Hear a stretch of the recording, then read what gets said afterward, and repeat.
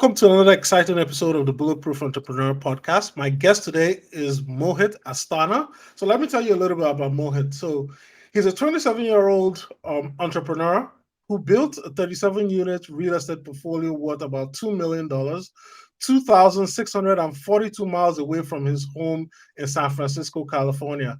We're here to talk about how he did it. How did he build such a massive real estate portfolio at only 27 years old? Remotely, not even being in the city, working, like I said, 2,600 miles away and still building and running such a large real estate portfolio. So, Mohit, welcome to the podcast today. How's it going? It's going well. Thank you for having me. I'm very excited for this podcast. I always love to jump on podcasts. I've met a lot of cool people just through Twitter, and this is no exception. Nice, nice. Welcome, welcome. So, Mohit, let's start from the very beginning because this seems like, 27-year-old, almost 40 units of rental property. The kicker was you started this investing journey in the middle of COVID, April 2020, right? So, tell hmm us a little bit about how you got started. How did you get onto this journey from one real estate investment to now you have 37 units? Sure, sure. So, my fascination with real estate actually began in like 2008, 2006, something like that. My parents were renovating our house in 2006, maybe earlier. But that's when HGTV first became big, and I remember Hmm. that I was watching Design on a Dime with my parents, and after that, I was like, that would be cool. And then I started watching Mm, Property Brothers, and that is when kind of real estate stuck with me. And so my career path truly began in college. I interned at a commercial real estate brokerage. They did mostly medical and office and some retail in Scottsdale, Arizona, and that was really cool. And then during COVID, before like my parents had bought some real estate in 1998, 2010, 2012 here in the Bay Area, and the Bay Area has appreciated massively. It's not like my mhm. parents were geniuses or anything. Yes, 1998. I mean, that's over 20 something years, right? It So, it's done very well. That's all I have to yeah, say. yeah. So I've seen how well real estate can do and build a legacy. It could help give you a vehicle to obtain wealth and then Hmm. do whatever you want with it. But my journey started in April 2020. We closed on our first house. It's me and my partner. We This was actually interesting because we had partnered up, at least on paper, for with a guy from Bigger Pockets that we met who was an Okay, agent and a construction guy. okay. We owned a construction company, and this was actually we still have this house today. So it was a flip. It was supposed to be done in like, 3 months, 4 months. We were supposed to make Mm, a profit of, like 60 grand. And on paper sounded really good. And then this is when I had really learned a lot about who to trust and how to build your team. So this contractor, at first it was pretty good. We had put up all of the capital, but we have the title. So legally speaking, it's all in our name. So he started to do some work. He started to do demolition. We had hired a subcontractor that I had found through Facebook. He was local. My partner at the time was local to Cleveland, so he was sort of there as a construction manager. And we found out that this subcontractor had fleeced us out of around $2,000. We had wow. paid him for the work, and then he just kind of dipped out. This Our partner at the time, he had reallocated some of his crews to start to demolish the house, and then slowly, like, we get update videos, and then after a while it's radio silence. Mm, So it's about July of 2021, and then I or 2020, and I had to go visit. We paid 55 grand for the house. We've put in, I think to date right now, about 180. Uh, wow. In yeah, renovations. yeah. It's a brand new house basically. Like, I've Okay. done new roof, new wiring, new like new plumbing, new bathroom, new kitchen. Everything is brand new. So Hmm. it's a really good house. But this contractor that we had partnered up with gives us radio silence, and then we have to hire like our third contractor. And so far he's really good. We like him. He's a referral, but it gave me a lot of I mean, people in real estate may try and screw you, especially if you're 2,000 miles from the Hmm. property. So we had done that, and then we still have the house right now. We're trying to either rent it out for long term or Airbnb it. We might do either depending on the numbers. Um, but this really helped me understand who's like on my team, what are some really good questions, make sure everyone's incentivized. And then in so we bought the house in April of 2020. November of 2020, we wanted to move into multifamily. So we bought an 8 unit for it was about 25 a door. And then January we bought a 14 unit, and then last month we just closed on the 22 unit. So now we're up to 37 units in total. We've bought 45. The 8 unit, it was a horrible property. I can go more into that if you want, but I Okay. mean, we've made a lot of mistakes with that for sure. Okay, we'll talk about the mistakes. Sure, sure. All right. So you just simply snowballed from one to like multiple 8 unit, 12 unit, whatever it is. Yeah. How did these guys? So first of all, the question would probably be, why did you decide to partner? I know you said Kushal was in Cleveland at the time, No, right? no, no, no. Oh, Kushal was was a it? business Okay. partner from the Bay Area. Ah, okay, We had okay. another partner. The other partner, okay. Okay, so Oh, that's the one where it didn't work out. So yeah. where does Kushal come in? Because I know you talk a lot in your book about having a business partner, working with him, Yeah. doing So several deals together. So where did that come in to your deal making? I mean, from day one, like, Okay, I've known my business partner since we were 12. I'm okay, currently 27, so we've known each other for 15 years. Now our families own the 14 unit together with us. His parents are investors in some of our deals. So it's very much like a family affair type of thing. mm-hmm, So mm-hmm, he was there from day one. Like he's one of my best okay, friends. And I told him, I'm like, look, like we started talking about real estate investing in like July of 2019. And then I said, I'm not here to make a quick buck. I'm here to be in the business. Like real estate's like a long-term game, right? For like mm-hmm, mm-hmm, 20 years. And we've had experience, like we originally started out with $100,000 just as like a liquid slush fund. And then we've like we've had some expensive mistakes of like 'cause everyone wants to partner. Bigger pockets will tell you to partner, which is great. I completely agree with that, but you also have to vet your partners too. mm-hmm, So we've wasted maybe like 6 to 8 grand, just kind of pissing away money with legal agreements. And what we should have done was iron out every single like case of like, hey, what happens if you die? How will your heirs get access to your portion of the company? What happens if there's a disagreement? You should be mm-hmm. asking yourselves like these tough questions because So a you should, lo- like full due diligence, like you would be acquiring a major company, for example. You should yeah, I mean, do like, that for your partner. yeah, because I mean, when Okay. Kushal and I started, we had also he is a mortgage loan officer in the state of California. Okay. In case if any of your views are from there, um, but I mean, you should be asking yourself like, what happens if he dies, for example? Mm-hmm, mm-hmm, What mm-hmm. happens? Who Key am I man going? risk. Yeah, I mean, just like you have to think of everything, and your Mm-hmm, lawyer. Like, I pay my lawyer maybe like $300, $250 an hour, and he'll ask me that. But instead of me asking Kashal that, our lawyer is going to ask us that, and it's going to cost us money to think about it. So mm-hmm.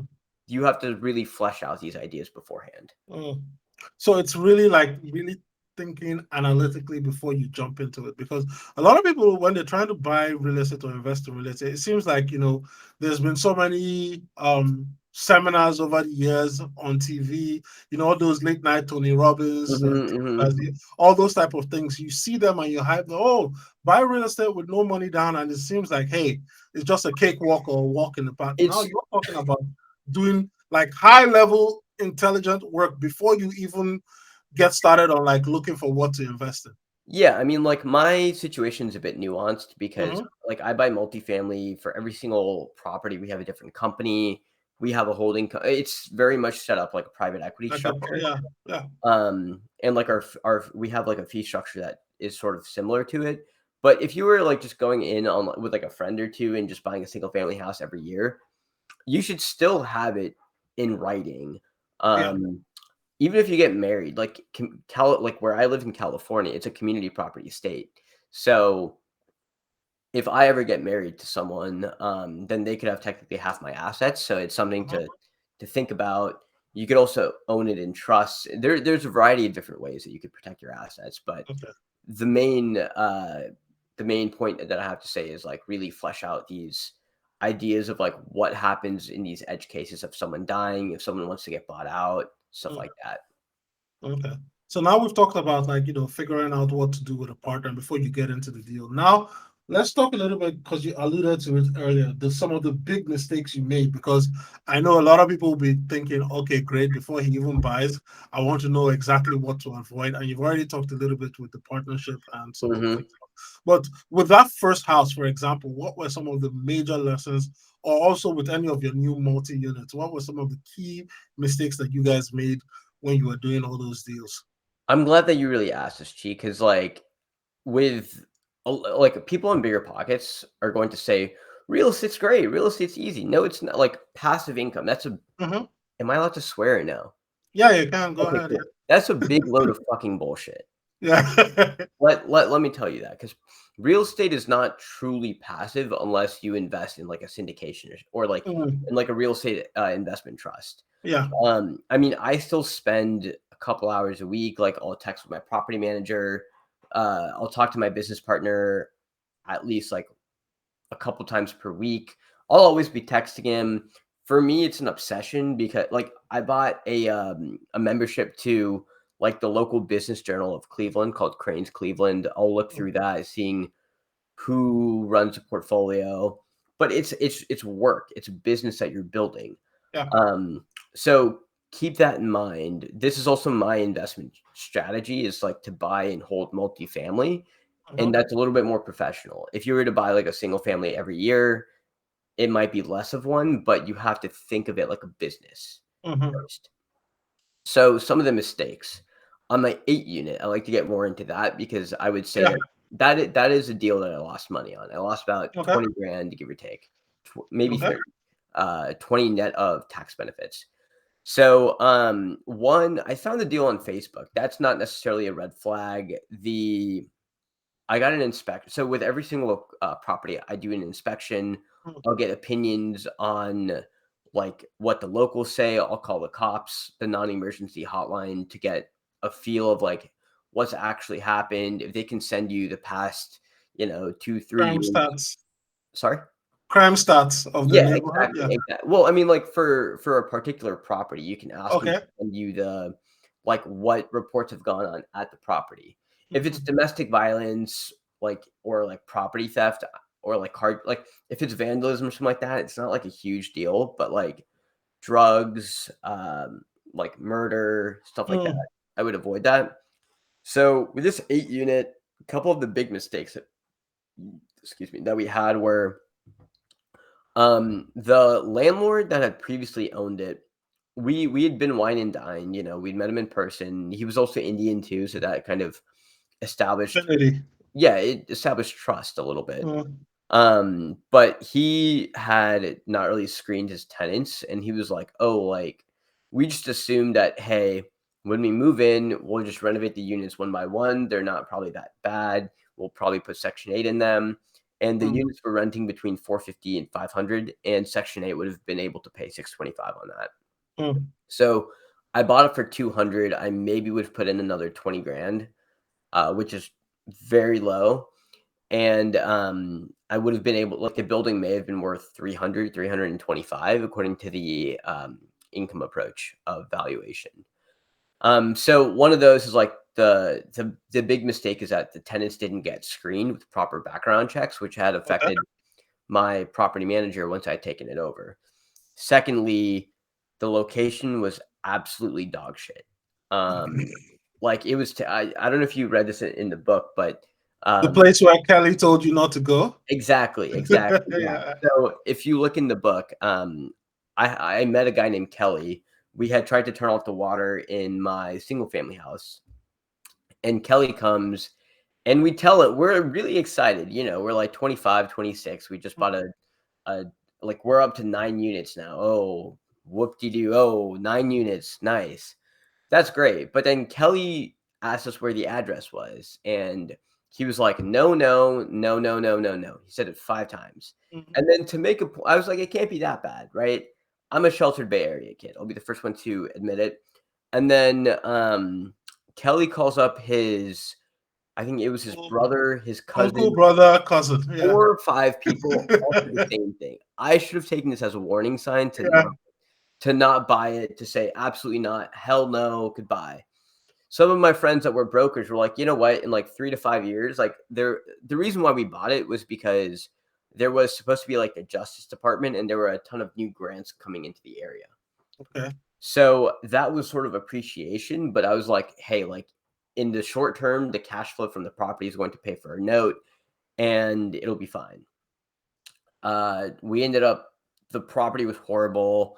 I remember 1 month we had made it was 6 out of 8 units that were rented. We'd made about 3 grand in, gross rents. I had a we had a pest control issue, and so pest control is usually like, we had, like, bed bugs and roaches and stuff like that. That's Mm-hmm. usually caused by dirty tenants. Mm-hmm. And so the pest control had cost $1,200. Another tenant, we had a plumbing bill because they kept shoving grease down the drain, and you're not supposed to do that. That cost me another 600 bucks. My debt service on that was about 1,000. So like after expenses, I was probably out of pocket by like 600 bucks. And I'm like, if real estate's supposed to make me money and I'm not supposed to pay out of pocket, like this is stupid. So Mm-hmm. we sold it. But the point of like where we were trying to sell it was the one of so we had the pest control caused by dirty tenants, right? Mm-hmm. The dirty tenants, we had to kick them out to solve the issue, or excuse me, not kick them out. We had to like not renew their lease because they were month to month. That's the technical way of putting it. Yeah. Um, and so they were upset that like like their apartment is no longer theirs. So they come back, they throw a brick at the window. Allegedly, they throw a brick at the window. My units are renting for $500 all day, easy. But then I call up the window company to get a replacement, and then they're like, "It'll be 350 bucks to get a new window." I'm like, "Okay, that's fine." But they're like, "It's gonna be on back order," because this was like at first. COVID. This was COVID. So the whole world went to shit. And we're like, Mm-hmm. "Okay, well," they'll be like, "It's 250 bucks to board it up." And I was like, "Fine, whatever." And like at that point, I was like, I'm paying half a month's rent just to board up like like a one unit. Yeah. Yeah, and it just doesn't make sense. So we had put it on the market and we sold it like 2 months later. Mhm. Wow. Yeah. That's crazy, man. So, so It's that wonky. was that what informed you guys to? Because I know when I read the book, you had talked about the different grades of like investment property This was A, B, D. C, This was a D. D. This Yeah. was a Oh, D. this This was was a war zone. There were bullet holes in the building. The okay. cops told me, "Do not go there." And then I'm crazy. I enjoy like during the daylight hours, I will go and I will just like drive through Mm, the various neighborhoods. So last time I was in Cleveland, I was there. And then I got out and I walked around and I was like, this I should not be doing I shouldn't be doing this. But yeah, this was a D. I've slowly started to go up towards like my 14 units is C minus, the okay. 22 is like a C plus. I'm slowly getting better, but I like to So the first see house, what was it? What grade that's was it? like an A minus location. That's a good Oh, location. really? Yeah, Okay. that's a flip. Like I'm comfortable. Like it's like B plus A minus. Like Okay. I will walk around to like 10 p.m. at night. It'll be fine. Um, like it's very safe. It's fine. But Okay. So Cleveland is. just Oh, sorry. by yeah, so just by virtue of trying to get the multifamily, you were going like further down the grading scale in order for you to get like a really cheap one, right? Because if you are started with like an A grade 8 unit, for example, that would be what, a couple $1 million. Well, not in Cleveland. A brand new Okay, good. build. So, Call it 60K, but it would be okay, maybe good. like half a million. Okay, good. So let's segue into that. Sure. Why this focus on the Northeast? Your partner and yourself, you're both focused on Northeast Ohio, right? So that's Cleveland, Lawrence, Lorraine is where. Yeah, Lorraine, yeah, Northeast yeah. Ohio. The Like Cleveland. Northeast. Yeah. So why is Northeast Ohio such an oasis of like cheap accommodation versus the rest of the US, because I've lived in Jersey, I've lived in Florida, and I lived in Virginia. So my first apartment outside of college, I was paying about 600 a month. And then that house was selling for like 50K at the time. Now, this was like in 06, 07. It was selling Oh for wow. 50K. I looked at it today and it's like 200 and something K. And I'm like, damn, I wish I had I like wish I really, bought really. it. Yeah. I Yes. mean, shoulda, coulda, woulda. I was telling Yeah. my dad, I mean, because like our one of our single family, like our houses in the Bay Area have done quite well. So I was like, Dad, we should have bought more. He was like, shoulda, coulda, woulda. So why Cleveland is your question? That's a Yeah. very good. It's a very good question. Because I'm from the Bay Area. When I tell people, hey, I invest in Cleveland, they're like, why? So a Yeah. couple things. One was I was trying to invest in Arizona, in Phoenix. I went to Mm-hmm. school at Arizona State. So I was trying to buy a house for myself to Well, live you in. know. Yeah, in 2016, and but like I had no money. My dad would have co-signed, and he just basically told me, "Fuck off! Like I don't want to invest in that. Go Mm-hmm. make your own money." So Cleveland is very like affordable on a per door basis. Mm-hmm. It's got really good rent to price ratio. California is arguably one of the worst states for landlord laws. Wow. Yeah, California, New York, like they're both up there. It's like I don't want to get political, but like generally I like red states to invest Okay. in. The really good rent to price ratio. So Okay. for the 22 unit that I just bought, that's like a C plus area. I'm buying it for 53 a door and it's renting for Uh-huh. about 740. Okay. The 8 unit was 25 a door and it was renting for about 450, 500. So about 1.8 at 2% rent to price ratio. My Lorraine property, the 14 unit that we bought for 27 a door, maybe after renovations, it's about 35, 36 a door, but minimum rent is like 600 bucks. Mm-hmm. So it's like a strong 1.7 to 2%, give or take on depending on like what size unit. So the rent to price ratio is very compelling. And I was very focused based on cash flow Mm-hmm. with multifamily for the way that it's valued. Multifamily is like, so if you're to buy like a single family, right? Mm-hmm. That's based on the comparison approach. So if there's a 3-2 and another 3-2, same exact floor layout, but one of them is renovated, it really depends on like what the appraiser is feeling that day for like, Okay. oh, you have quartz in your kitchen, you've upgraded your bathrooms. You may have spent 50 grand on it, but like the additional value unlocked was maybe like 100K. So Mm-hmm. like you don't it there's no like rhyme or reason why it's appreciated versus with multifamily, if I can increase my income and reduce my expenses, Yeah. assuming cap rate stays consistent, then I'm Then able you to force the appreciation, like you exactly. said. Yeah. Yeah.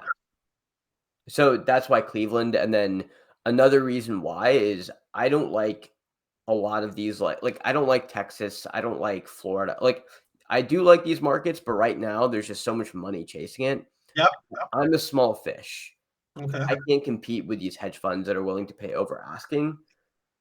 Which goes to my next question. Why aren't you, why isn't like every other person with like an extra 50K rushing to go invest in Cleveland? Why isn't BlackRock and all these other guys rushing to go buy everything in Cleveland since the It's a good price is it's a so good low? question. Because they have more money Mm-hmm. than and they just need to allocate funds. Yeah. A lot I of the remember BlackRock borrowed like a couple trillion for 2% or 3% during the pandemic. So they've been like scooping things up all over the place. yeah, I mean, like BlackRock has been buying everything, Yeah. and I mean, I like Cleveland on a map is not like they don't lead the state for like or they don't lead the country for like for population growth for job growth, but it's a very like Low I don't key. want to say it's flyover country because Cleveland's it's a beautiful city. The people are really nice, Mm, um, but it's just overlooked, and yeah. I don't like the new sexy towns, like, I don't want to Mm. invest in Austin. I don't Austin. wanna yeah, that's not my cup of tea. I would rather have very boring, sustainable, stable cash flow. Okay. Like, part of my investment portfolio is in crypto, that gives me enough excitement. I need real estate to be very stable, very like predictable, if you will. Yeah. Yeah. Okay. So that's why I kind of when I read through it, I was like, oh, Cleveland's kind of like an oasis. You don't see it in the desert unless you're like delirious, and then you're looking for water, and then you now see like, oh, Cleveland, you can do things there by Yeah. on the cheap and do well. So now does that mean that if somebody wants to replicate this, they should look for other cities within either Northeast Ohio as well? Well, I don't want to. Well, I can't control anyone, right? But I don't want it to be a situation where everybody's like rushing to Cleveland. Like, so what are we looking at when you're thinking about it? You've already said, low, unsexy cities with like good, decent growth, but not like super sexy where all the money is coming. So would things like college towns, for example, be like a good facsimile? How would you think of spotting the next Cleveland? Is what I'm saying. Well, so I don't know. It all Okay. depends on your investment style. Okay. And it depends on like how like where your sources are capital. Like I mean in the book itself I talk about like there's 1,000 ways to invest, but Hmm. you need to pick something that's right for you. Yep. For someone with like a full-time job and a family, then I would just say if you can buy in your backyard, just buy a single family house every couple of years, start Hmm. out with a house hack, like I think you'll be doing okay. If I live in San Francisco or like in the Bay Area, right? So in my neighborhood, if you were to buy like minimum price, at least in my current neighborhood, is like 2 million. If you were to go out in just the general town of Fremont, maybe you could get something for 900 grand. That $900,000 would maybe rent for 35 to like $6,000.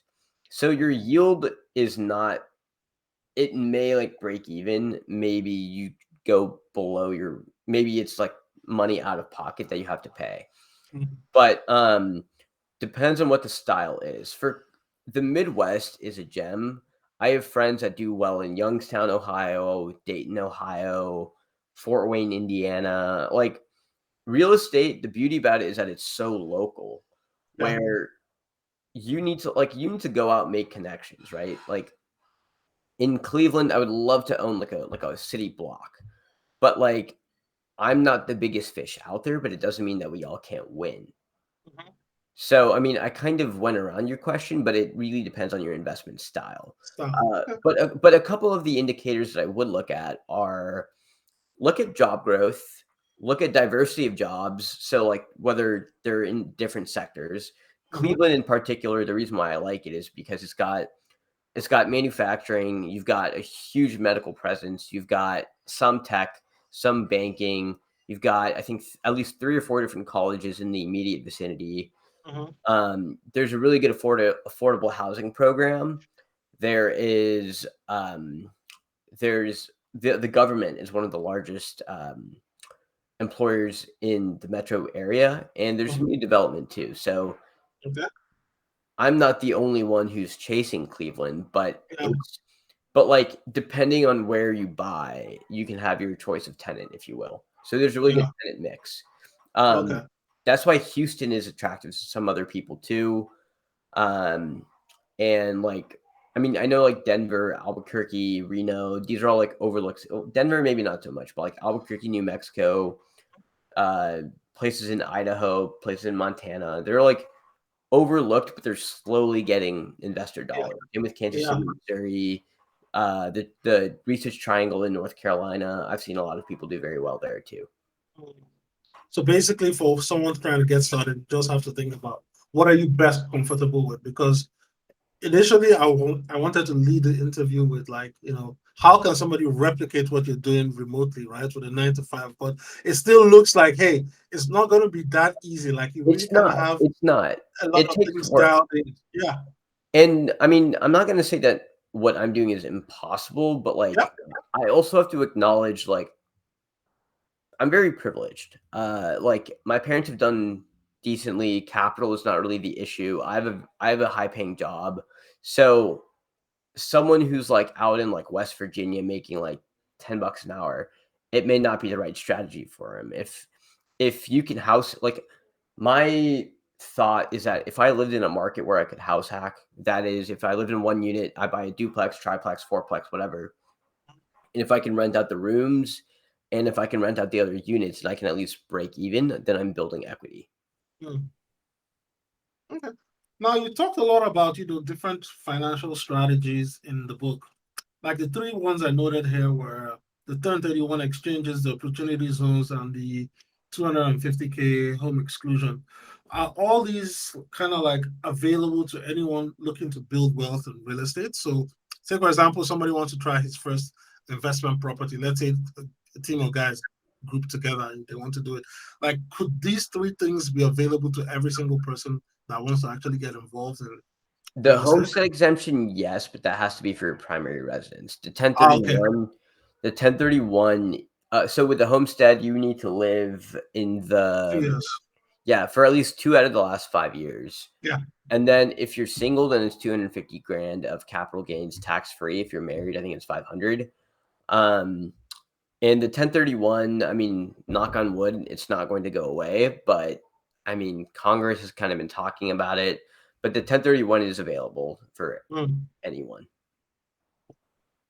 But keep in mind with a 1031, you need to like do your due diligence. There is like an identification, like you have 45 days to identify a new piece of property and 180 days to close. So I think we didn't explain what is a 1031. Yeah, yeah. So it's you're able to defer your capital gains Okay. if you buy a new piece of property. So you can go from like resident, but you can't 1031 your primary residence Primary residence. Okay. directly. Yeah. So what you can do and get a qualified intermediary, get a CPA, just do your Get own a lawyer. exactly, exactly. Figure out someone who knows what they're talking about. Real estate's not my full-time job. That's my Mhm. disclaimer. I think I've spent too much time with him. Um, but basically, you can turn your primary residence into a rental for like a year or two, and then you can 1031 that if there's like a lot of equity built in. Okay. So there's a lot of strategy involved, right? So we've talked about, okay, you know, trying to get the money out of it. One of the key things I saw in the book was basically there's a bit of numbers and financial, math and calculation that you kind of need to be aware of, or at least have a good grasp of before you're comfortably moving from like deal to deal to deal. Now, Mhm. how of course you studied finance in college, so it was maybe a little bit easier for you, but how can other people like kind of get to start learning some of this? Because I Right. always hear like one of the best things is, oh, I don't know math, I'm not good at math, I just want to buy it and rent it out and get the money coming in. But like Um, I there's a lot of numbers involved and you have to know these numbers if you want to do well.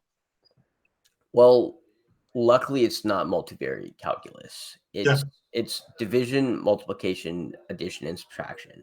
Mm-hmm. So, I mean, understand the mechanic. Like real estate is not rocket science. There's a podcast that I listen to called My First Million. They often say that Mm-hmm.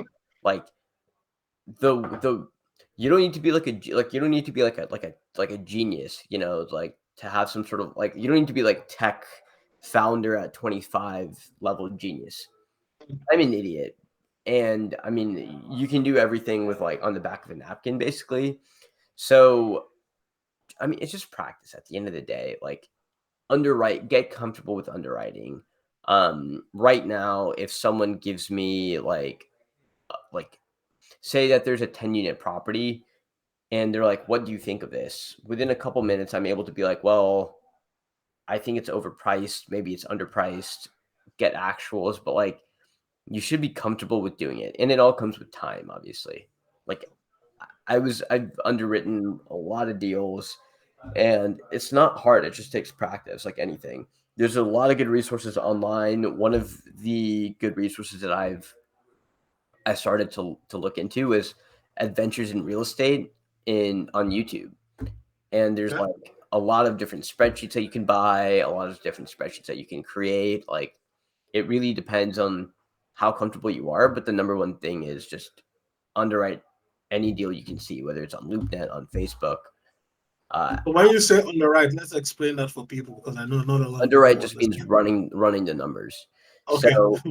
So one thing that people overlook is you want to base it off historicals, not pro forma. Pro forma is Mhm. basically your dream of like, hey, if everything is like if you were running it up to like market rents, Mhm. and there's like no vacancy, or like there's 5% vacancy, and here's like the new like here's your ideal state for financing or for Mhm. numbers. Here's what the property could be worth at most. Versus like actuals, which are like, hey, based on your T3, your T6, your T12, here's what the numbers are.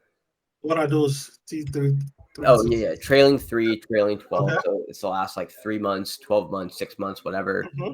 Mhm. One thing that's important to understand is that whenever you are underwriting any new property, you always have to underwrite using like updated property tax numbers, updated Okay. insurance numbers, because those are not reflected in the actuals.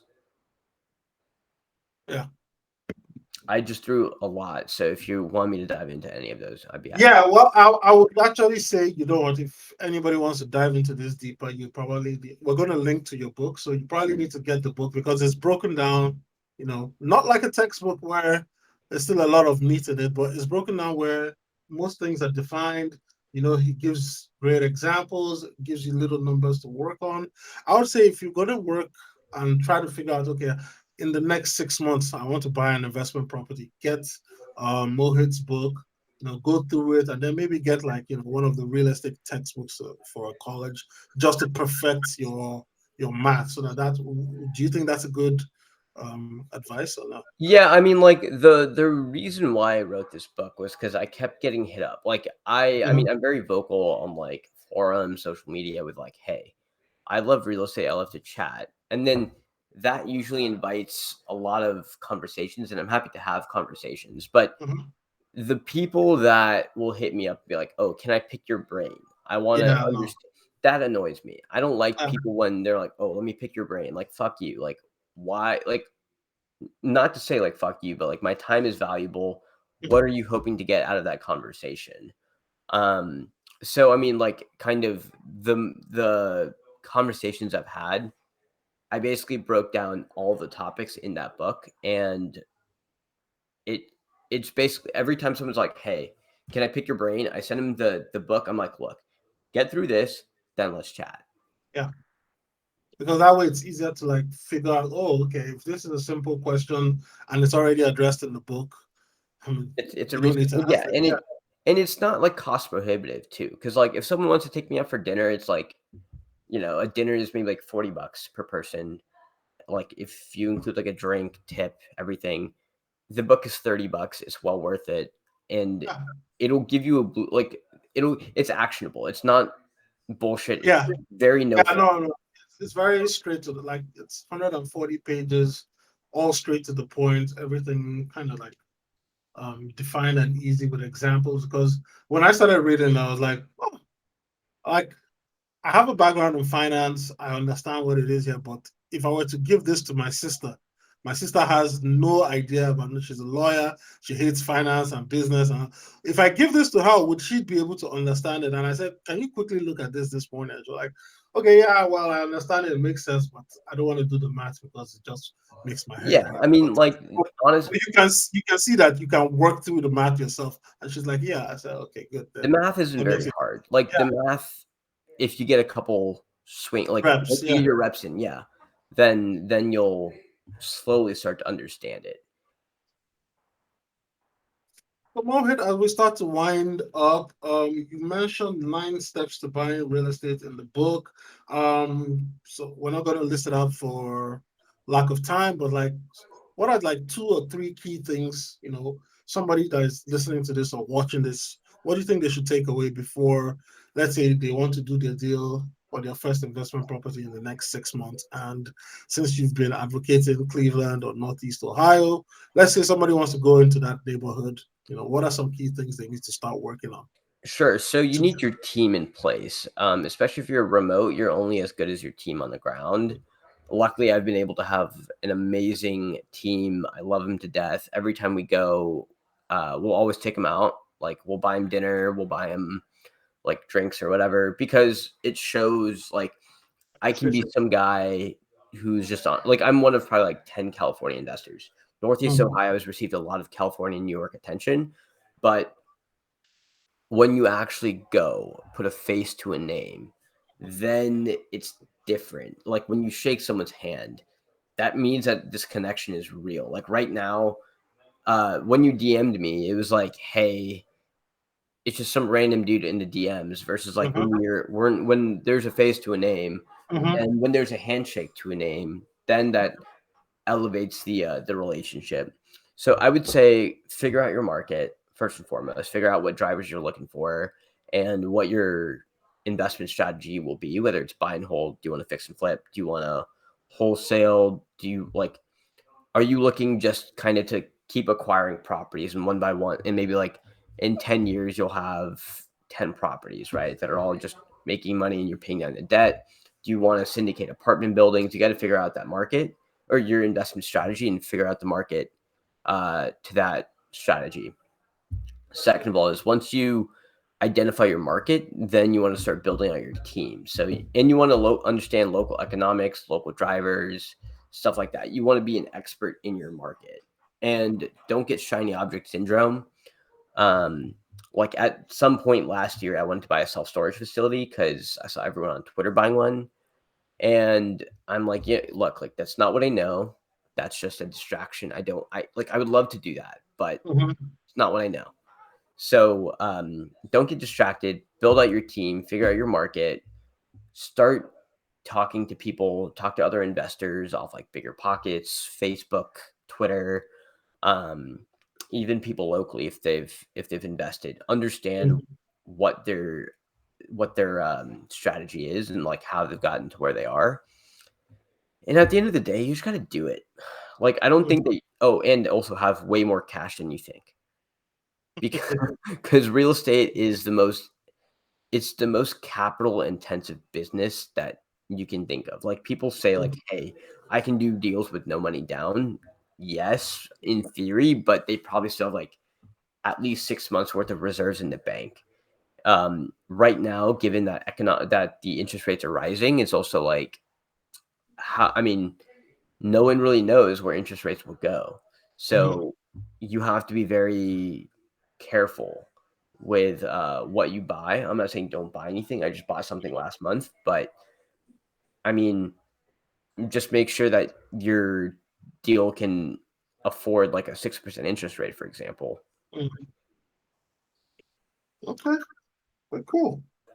Well, my friend, thanks a lot for teaching us a little bit about how to do what you did. Well, even if it's not like to get at your level right away, but at least to get on the path to starting out, right? Well, I mean, Because the most important part is starting. Because, like, I mean, for me, like, at some point, I work in tech sales. Like, my ceiling for income is high, but, like, at some point, I know I will get, I don't want to say bored, but, like, the stress was going to get to me. And it's like, I want something to, like, retire to, if you will. So, I mean, real estate's a beautiful way of getting wealthy. It's like time proven, and most wealthy people buy real estate.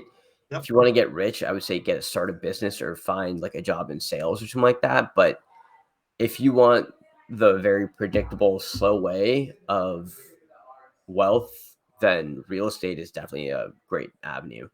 yeah. Because I remember one of the quotes you had in your book was, if you asked 140 people how do they make money in real estate, you'd say they'd give you 140 different responses because you can Yeah, literally make money from many different avenues in real estate, not just like the traditional way that most people expect.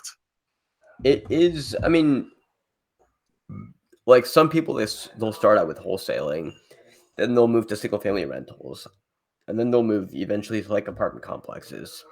I know some people that have started like one of my buddies, he started buying, I mean, he works in private equity, but like he bought a couple single families in Cleveland, and then now he's trying to do some like office, some medical office. So it all depends. Like understand what your strengths are, and then find the investment strategy that's complementary to that.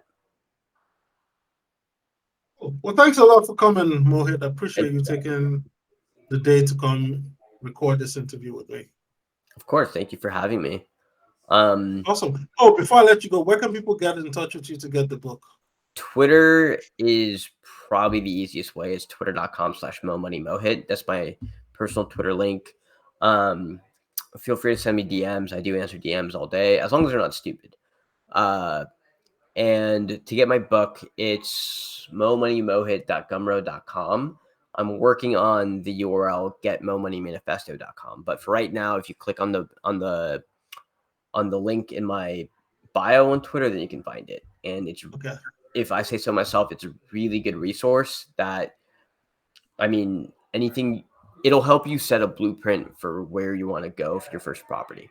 So say that again. What's your handle on Twitter? Mo Money Mohit. MOMONEYMOHIT. Mo Money Mohit.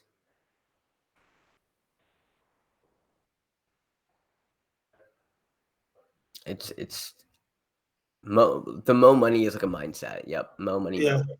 Just like that. Yeah. Okay, cool. So yeah, and I'll be sure to take a link from Gumroad and put it in the description when this goes live. So Okay. thanks a lot, man. I appreciate it. Thanks. Hold on a second.